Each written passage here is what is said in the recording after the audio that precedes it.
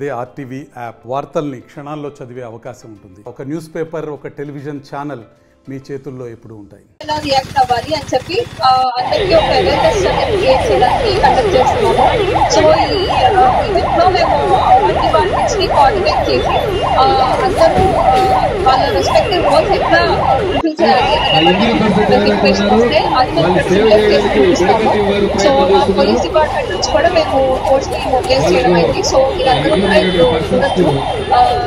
ఇప్పుడు ఇన్సిడెంట్ జరిగినప్పుడు ఎట్లా మా నుంచి రెస్పాన్సిబిలిటీ అండ్ డిపార్ట్మెంట్స్ లో కోఆర్డినేషన్ ఎట్లా ఉంటుందని చెప్పి చూపిస్తాము. సో అందరూ అబ్జర్వ్ చేసి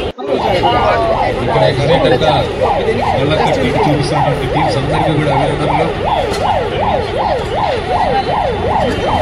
పబ్లిక్ అంతా ఎవాక్యుయేట్ కావాలండి. ఇక్కడ ఎవరు గుప్పలు గుప్పలు ఉండదు, దూరం నుంచి చూడాలి. మీరు మన నిజ జీవితంలో కూడా ఏదైనా ఇన్సిడెంట్ జరిగితే ఇక్కడ ఎవరు కూడా గుంపులు గుంపులుగా ఉండరాదు.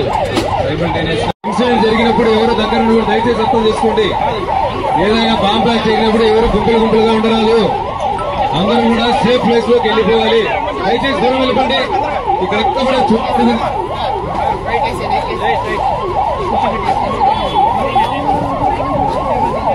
బాబు ఇక్కడ టెర్రరిస్ట్ ఎక్కడైనా బాంబులు బ్లాస్ట్ కావడానికి అవకాశం ఉంది కాబట్టి ఎవాక్యుయేట్ కావాలి. ఇమీడియట్ గా బలమైన షెల్టర్స్ లోకి వెళ్ళిపోవాలి.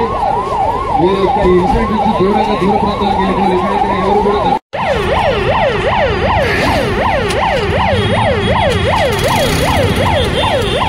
చూస్తున్న బయట డిపార్ట్మెంట్ వాళ్ళు బయట ఆపడానికి ప్రయత్నం చేస్తూ ఉన్నారు.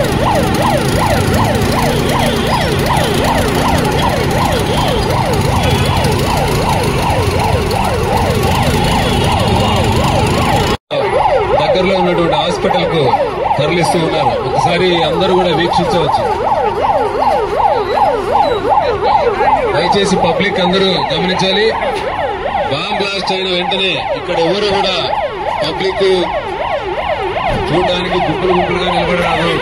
తదుపరి రెస్క్యూ చేసి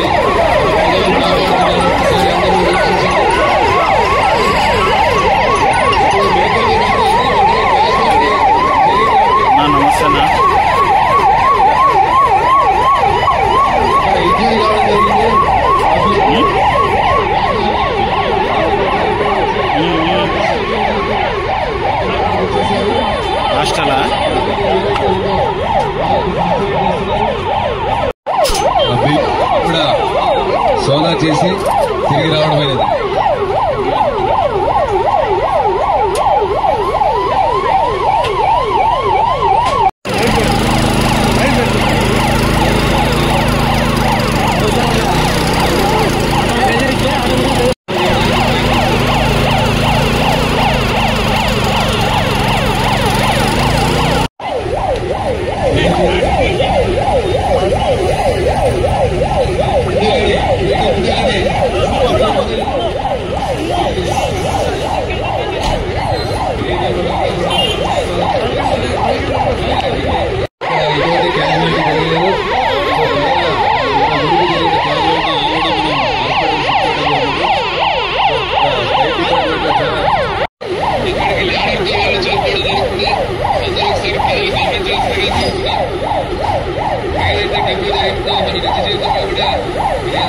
గారి ఉత్తర్వుల మేరకు అలాగే జిల్లా కలెక్టర్ గారి ఆదేశాల మేరకు ఈ డెమో చూపించడం జరిగింది.